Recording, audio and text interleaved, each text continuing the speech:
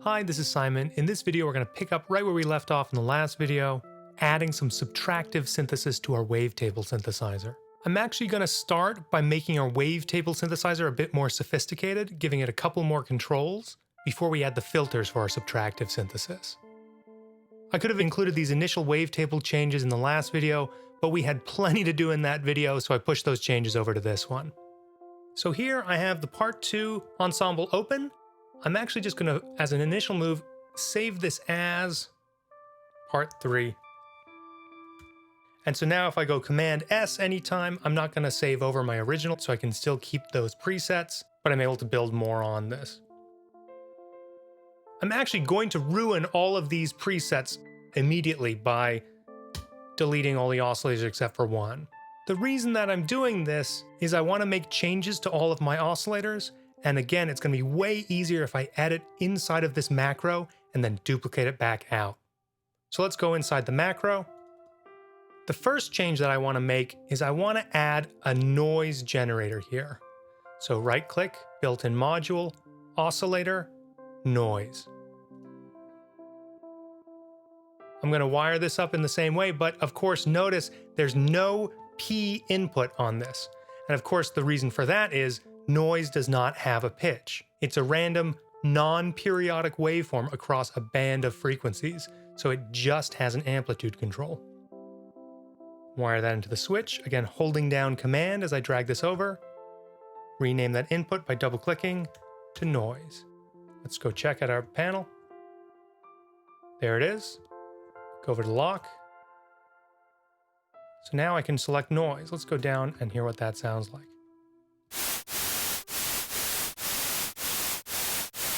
Not so surprising, not so interesting, but keep in mind our goal today is to add some filters for subtractive synthesis, and so that noise, when it's shaped with a filter, might actually become more engaging. I don't like how this switch looks now, so I'm going to click on this and then go over to View.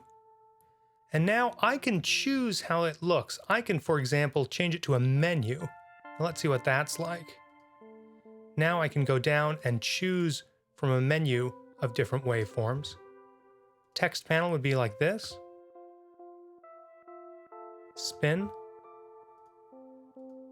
Lets you cycle through them like that. I like the menu, but I don't like how long this menu is, given how short these words are. That looks a bit silly to me. So I'm going to go over here to width, and I'm just going to guess, let's try 50. That looks pretty good. Hey, I like that. So again, I've made it a menu, and I've set the width to 50 here. Okay, that looks good. Next, let's add some tuning options. I'm going to take my P and just move it over here for just a moment. Okay, I'm actually going to delete these wires. So what I'm planning on doing here is setting up a control that whatever pitch comes in, I can transpose it. I can change that pitch. And so remember, our MIDI note number comes in here, 60 is middle C, and there are 12 note numbers per octave. So what I can actually even do is just put in a built-in module, math, add. And so now I can add to whatever's coming out of this. Let's see what happens. We'll just run this for now into our sine wave, which means we have to set this up to sine. So, no difference at the moment. So now let's go and let's choose what we're going to add. Let's create a control here. Unlock it, move that knob where we can see it. Now let's zoom in and play some keys.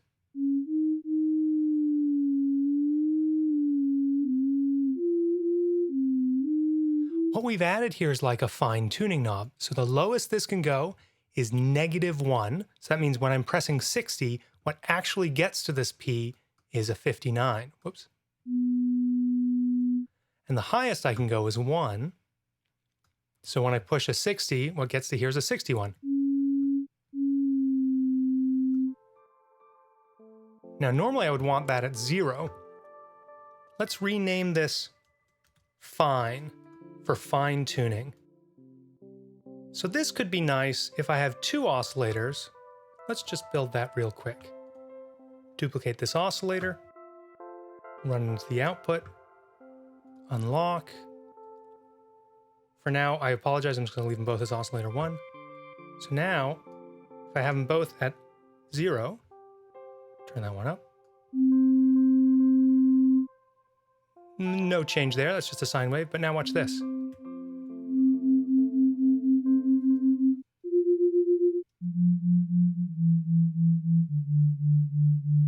What's happening now is we have these patterns of constructive and destructive interference changing that waveform. The higher I go, or the lower I go, the further I go from 0,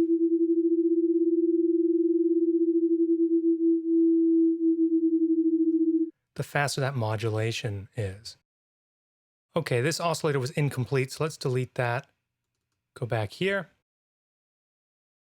Let's take this add and find, and I'm actually just going to go Command D to duplicate it. Delete this wire and wire it up like this. Now this doesn't make any sense to have two fine-tuning knobs in a row. But what I could do instead is call this trans for transposition. And then what I'll do is I'll go up and make this slightly different. So let's click now on the knob and go to function. So here's where we set the range of that knob. Remember, the fine tune went from -1 to 1 with a default of 0. What we'll do for our transposition is we'll make it go from 48, or rather from -48 to 48. I've chosen this number because it's 4 octaves. 4 times 12 is 48, 4 octaves. And now I'm going to take the step size, instead of 0.2, I'm going to make it 12. Let's have a look at what I've done here. Lock it down. Here's my transposition knob. Watch what happens when I turn it. It jumps up by 12s. All right, let's listen.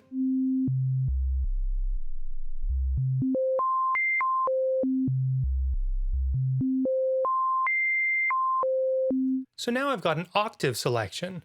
Of course, I could change this step size if I wanted to be able to tune it in fifths or fourths or whatever. I could make those adjustments here, but just for simplicity's sake, we'll leave that at 12. All right, let's go back down to our structure and make sure we have all of these P's hooked up. So the pitch comes in. We can transpose it up and down an octave if we want. And then we can also fine tune it from down a half step to up a half step if we want. This is looking pretty good. I'm going to go to this pulse width. As we talked about last time, this knob doesn't do anything unless I have the pulse wave selected. So let's go over now to our view and set this to be a small knob, because we'll only need it sometimes. All right, I like how mine looks. You might find there's changes that you want to do. Actually, you know, I might even just flip these around, just for fun. Put the fine tune down here and the transposition up there. Again, I'm making sure it looks exactly how I want it before I duplicate it, because once I duplicate it, changing them individually gets more difficult. Looks good. Macro, Command D, Command D, Command D. Rename them. 2, 3, 4, wire them into the mixer. 2, 3, 4. All right, clean up our panel. 4, 3, 2.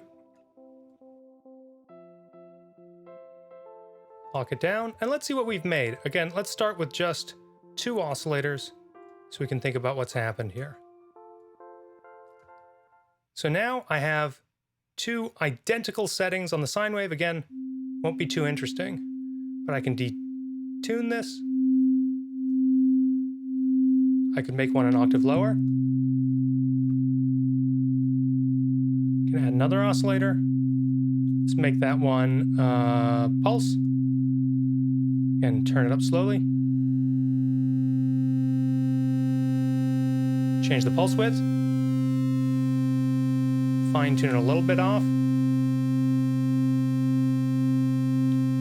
One more. Let's make this one a sawtooth. Again, the pulse width doesn't matter.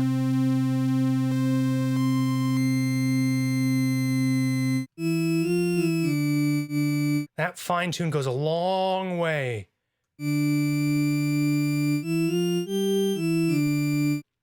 One mistake I see a lot in beginning students is everybody just cranks all of these fine tunes all the way up. And of course, this is not helping, right? All you've done is made your keyboard transpose up a half step. So you've made it harder for it to play with other instruments, and you're not getting any of that constructive and destructive interference.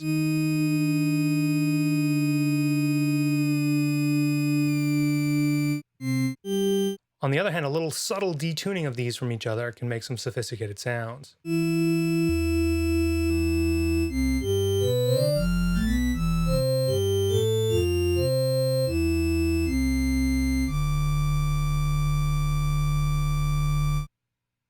All right, just a few more things have made our sounds way more sophisticated, made them a little bit more dynamic over time with those patterns of constructive and destructive interference. And so now we have some really interesting waves to filter. So let's do it. There are a number of places we could put a filter here. Remember, we have audio signals coming out of our oscillators, and then we have an audio signal coming out of our mixer here. And then this audio voice combiner is just combining it before it goes to our outputs. If I wanted individual filters for each oscillator, I could put filters here. But let's put one filter on our mixed signal, right? So that will allow us to take maybe a sawtooth wave and some other waveforms and then filter them all together, imitating the resonant body of an acoustic instrument, for example. Remembering what we talked about last time though, let's put these filters into a macro to make duplication or editing a lot easier. So, new macro. I want a little bit more space here. Let's call this macro filter. Inside, nothing. Built-in module, terminal, in, built-in module, terminal, out. There's my in and out. Today, let's leave them as in and out. This is an audio input and an audio output. My filter is a modifier module, so it needs to take in an input and then send out an output. Coming after the mixer, I've got it wired up. Of course, inside this, there's nothing right now. If I wanted to, I could just do this. Bink. But of course, I want to modify this. So let's go built-in module, filter, multi-notch 2-pole. There are a lot of different filters to choose from here, and I encourage you to experiment with them. But I want to start with this one because it has some common filters and it's easy to understand. My in should run into the input of the filter. But once again, I have multiple outputs. Let's handle this the same way we did with the oscillator. Built-in module, panel, switch. Bink, hold down command, hold down command, hold down command. Run this to the out. Just to briefly peek at our panel. Unlock. Lock. This switch is going to let me choose which of those filters I listen to. Do I listen to the HP, the high pass? The BP, the band pass? The LP, the low pass? Or the N, the notch? And so by naming those on the switch, like I just did, we can see which one we're choosing. One more thing before we listen to what this sounds like, let's add these controls. Right-click, create control, right-click, create control. This P is the cutoff frequency, but it's the cutoff frequency as a pitch. So it's not in hertz, it's in MIDI note numbers. So again, middle C is 60, so if we set this at 60, and it's a low pass filter, it's going to attenuate any frequency above note number 60. The resonance is a boost in frequency around the cutoff frequency. And by right-clicking and doing create control here, these automatically set to be the correct ranges, so I don't need to change them manually. Let's check it out. P cutoff, if I click on that, go to function, max 120, min 20. If I click on the resonance, max 0.98, min 0. Unlock, resonance, P cutoff, switch. Let's rename our switch to be called type. Again, I could have done that by renaming the switch here too, but I did it up here. So now, what type of filter and those controls. Lock it down. This is another common mistake that people getting started in Reaktor make. If I hit keys now, there's no sound, and so you wonder if you've done anything wrong. But the real issue is we haven't selected any of these filters yet. So now let's go, for example, to HP. I'm going to zoom out so we can watch our scope.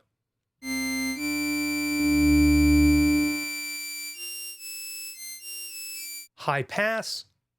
If I put the cutoff really, really high, not much is getting through. The lower it goes, the more of those frequencies can get through. Band pass. Low pass. Notch. Of course, when we're filtering, it's good to think about what we're filtering. Filtering sine waves is not as interesting as filtering more complex waveforms or some noise.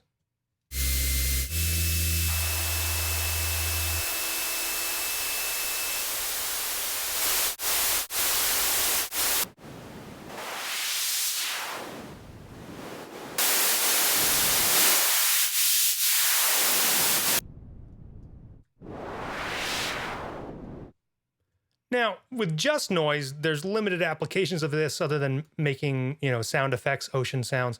So let's take a saw and mix it together with that noise.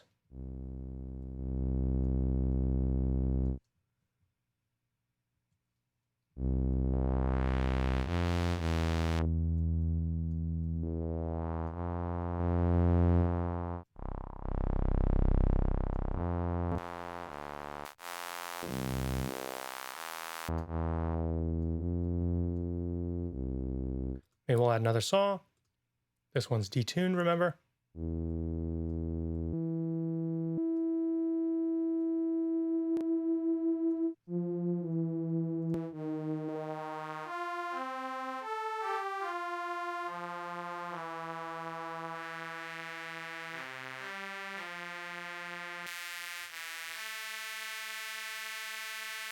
So you can immediately hear we've got a whole bunch more options for adjusting our sound. That's great. Let's even take it one step further.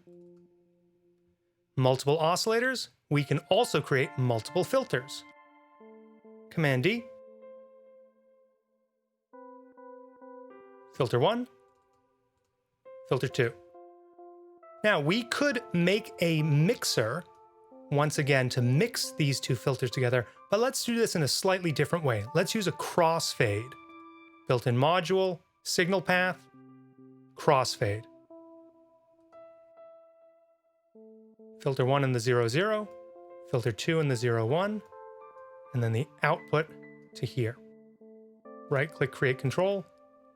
X-fade is a terrible name for this. Let's call it filter fade.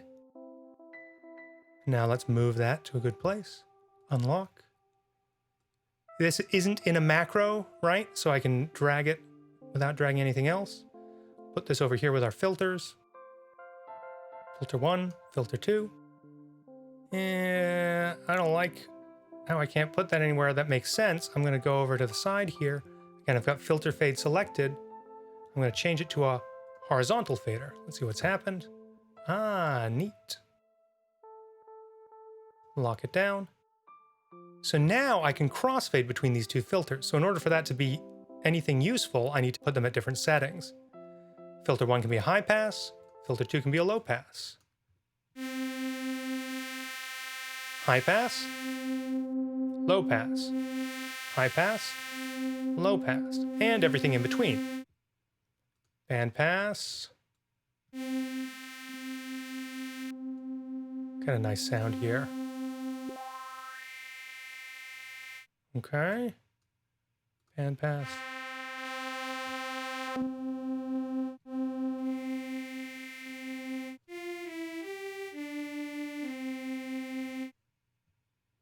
Okay, that's kind of nice, but what if I wanted two different kinds of filters? Right now, in both of these, two-pole notch, two-pole notch. So in filter 2, let's delete this guy. Built-in module, filter, multi-HP 4-pole. Again, I'm choosing these kind of arbitrarily. I encourage you to experiment. For now, I would also, though, encourage you to avoid all of these FM ones. We want just controls for the pitch. We can add those frequency controls later, but for the moment, it's going to be better if we stick with the non-FM versions. We can wire this up. These are the same, but I'm going to need to change my switch. But let's wire this for a moment.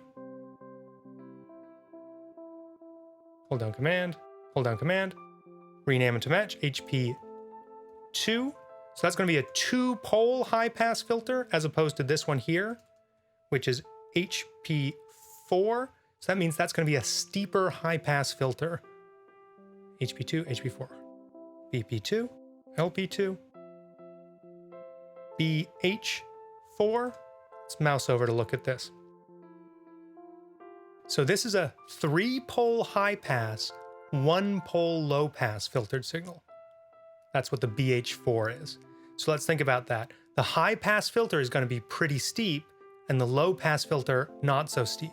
So it's kind of like a bandpass filter, but it's an asymmetrical bandpass filter. BP4. Okay, let's see what's happened to my panel. Oh, it actually looks pretty good. So now, let's go filter fade all the way to 1, which means we're just listening to filter 2. Let's hear what this HP4 sounds like. Whoa! Turn down that resonance. BH4.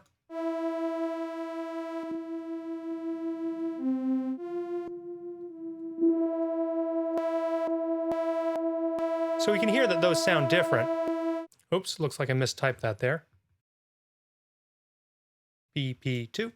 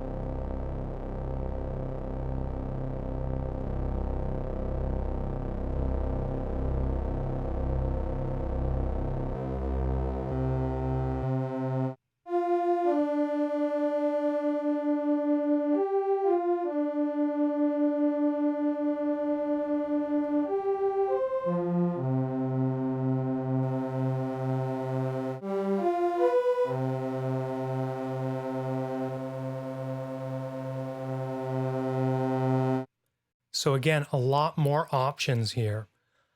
Once again, I want to remind you, a little bit of fine tuning goes a long way. If you have these all turned up, all turned down, or, well, that's our noise, so it doesn't matter. Fine, fine, fine. This will sound like a cat piano real quick.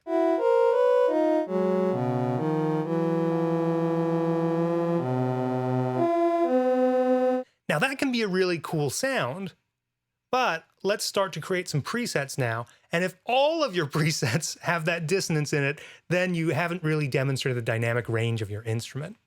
All right, let's go over here. Preset browser, go back to our embedded.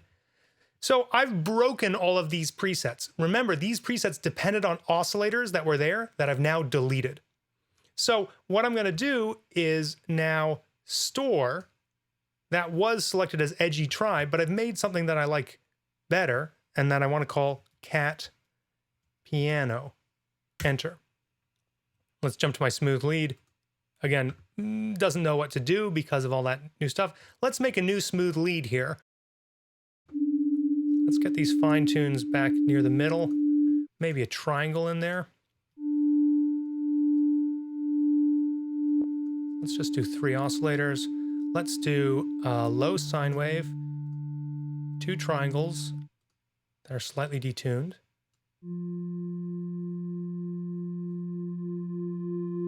Give it a bit more juice there. Okay, now let's think about how we want to filter this.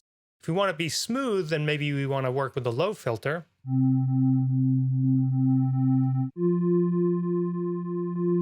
Maybe not a lot of resonance.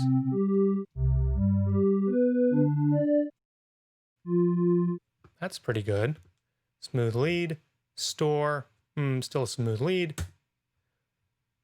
Digital crunch, let's make a new digital crunch. Oh, hey, it set a multi-pulse wave for me. That's great. Okay, let's start by thinking about these filters. High pass, band pass. Again, if I want it to sound crunchy and digital, maybe I want, right, I've got a high pass in there and a band pass. And so, oh, it's just the high pass right now. Let's put it more in the middle.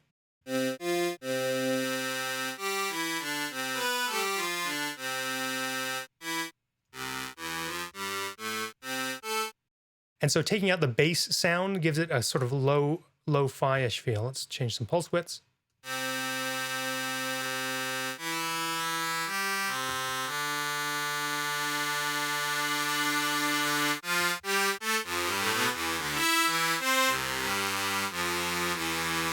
For a digital crunch, I think that sounds pretty good. Let's add a new preset and let's take this digital idea and let's go even further.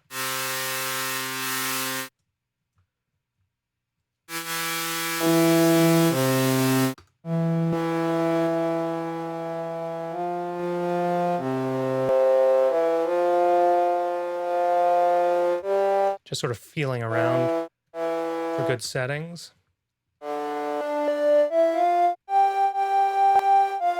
Oh, that's noise. The transposition doesn't matter.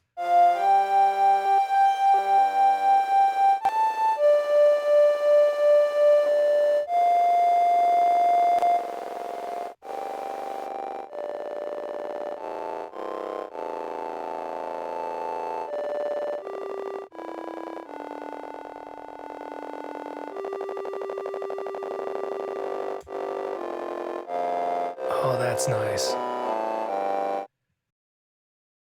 Add, so a new one, broken Game Boy. Smooth lead, broken Game Boy. Cat piano.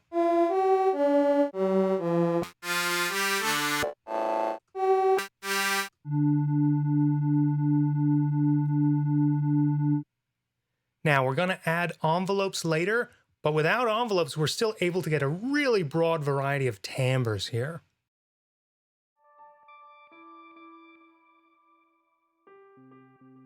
This as it stands is pretty good, but let's add a couple more bells and whistles. First, let me go to my filter 1, and now check this out. From my in, I'm going to hold down Command and drag to here. Now, what have I done? I've made a route that I can now click into here and bypass the filter. Again, I've ruined my panel a little bit here. There it is. So now, high pass, band pass, low pass, notch, bypass. Do the same thing with filter 2. Hold down Command.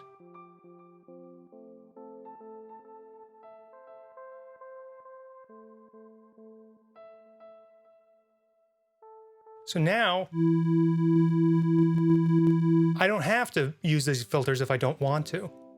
Could be a useful thing to have.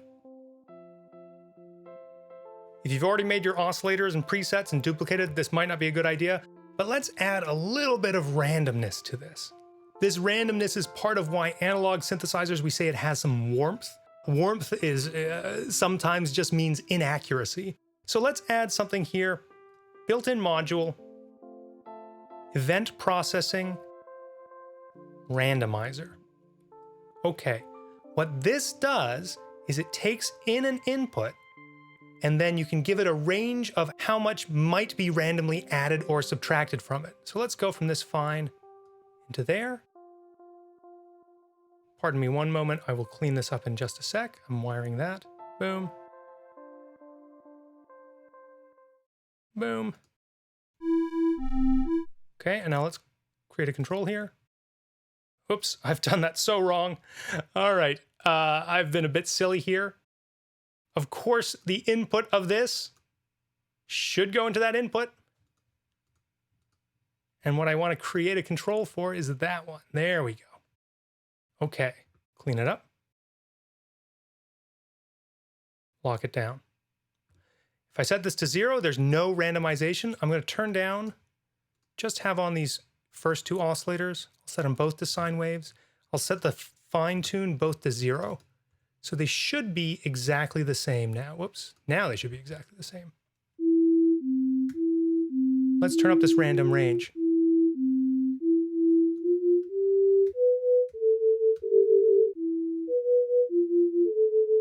So now every time I press a key, every time a number goes in here, I randomly add between negative 0.28 and positive 0.28. Now I could crank this. And once again, I'm getting a cat piano, but just a little bit of randomness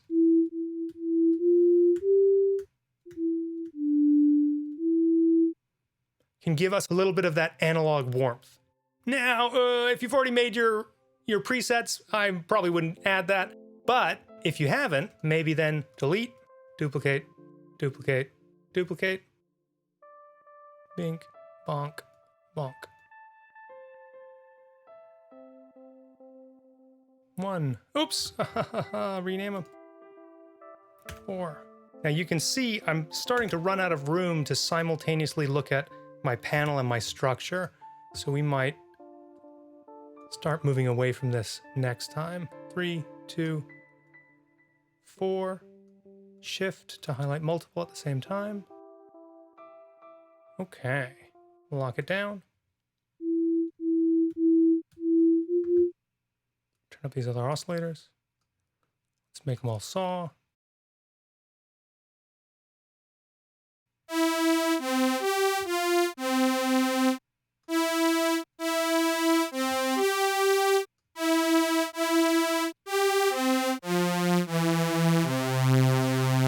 And this is now a kind of super saw, right? Because I've got multiple sawtooth waves that are randomly being offset each key I press. I could run these through a low-pass filter. Crossfading that with the bypass, right?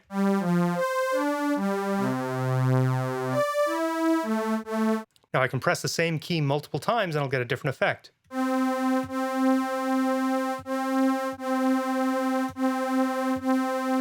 Because each time I press the key, it's getting randomized here.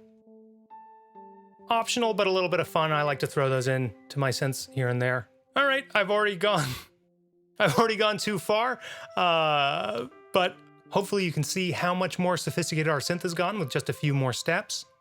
Again, make good presets. Finding those good presets is a great way to experiment with your synth.